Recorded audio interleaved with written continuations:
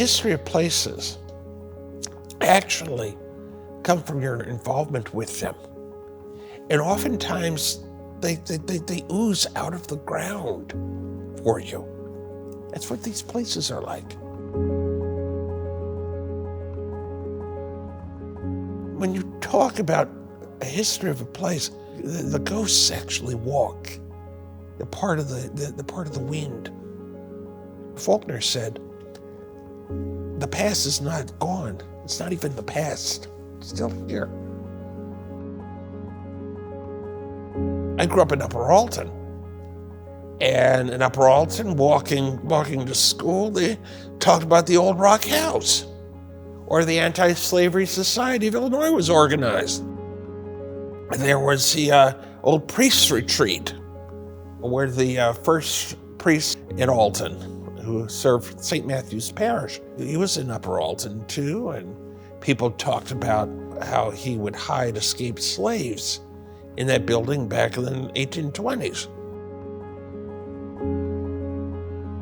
There were 4 different major routes, the Underground Railroad, leaving parts where slavery was and going through Illinois toward Chicago. Cairo, of course, dealt with people who were coming from Western Kentucky.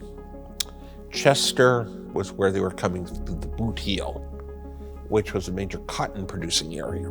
Quincy is probably the best documented. That helped slaves who were coming from the Hannibal, Missouri area. The first American of West African descent to be a Catholic priest in the United States, Augustus Tolton. His mother escaped with her children during the Civil War by that route through Quincy. And it's a Quincy route, honestly, that we have best documented in The Adventures of Huckleberry Finn, because that's where Jim was trying to go to. And when he couldn't do that, they went down to Cairo. Alton had escaped slaves coming from what looked like the St. Louis slave markets. And most of the people who were brought to St. Louis came from places such as Maryland, such as Virginia, such as Kentucky.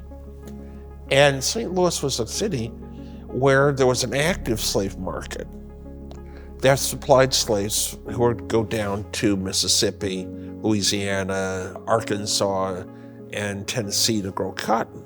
In fact, your planters in New Orleans came up to St. Louis to buy their slaves, and they brought them downriver.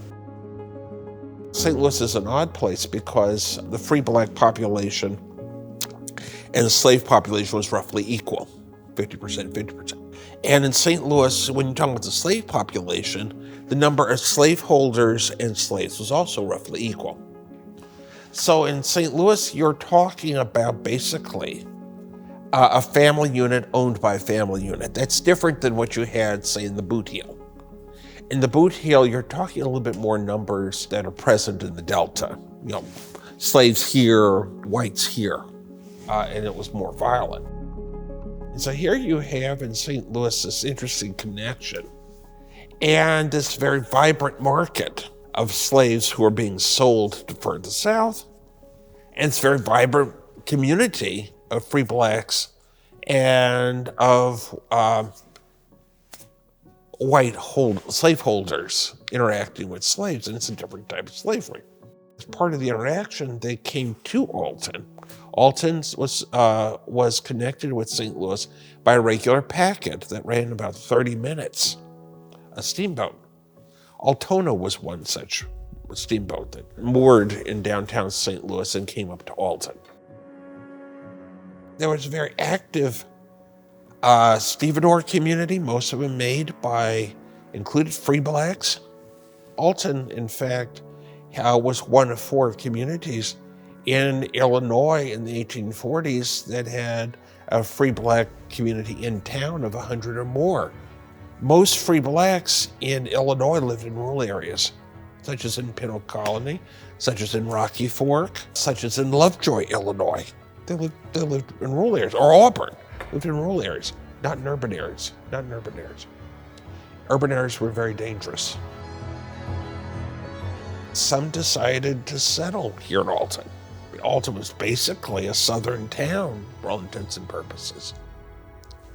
But here in Alton, you could basically live quite well. One of the things that was beneficial for escaped slaves is that escaped slave would have multiple names. And they didn't have photography back then.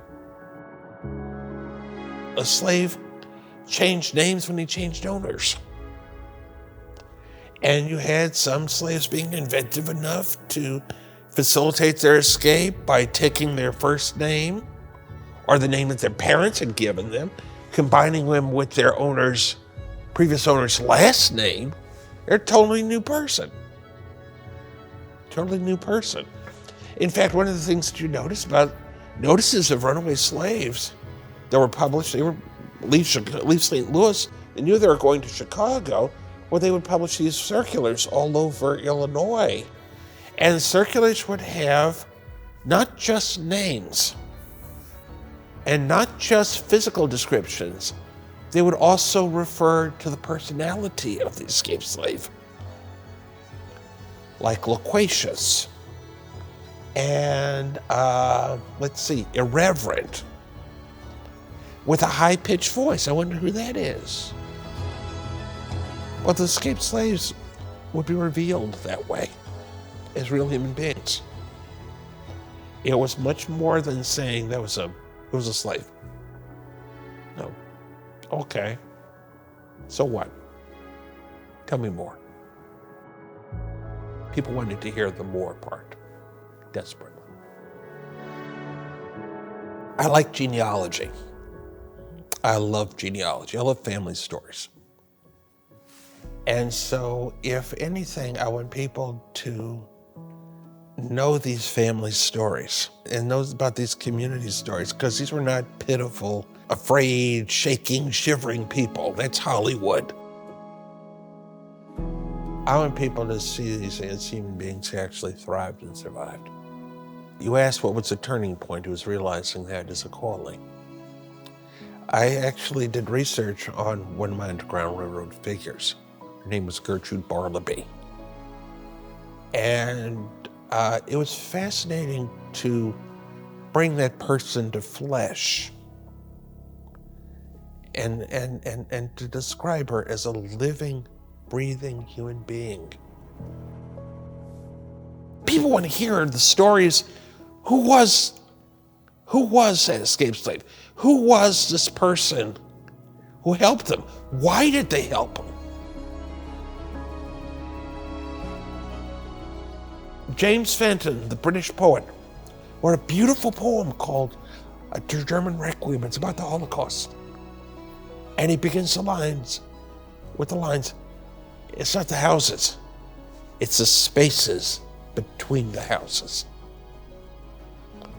For what it's worth, because I am loquacious, because for me as a Roman historian, I was trained to use my imagination and historical eye. I like talking about the spaces between the houses, not the houses.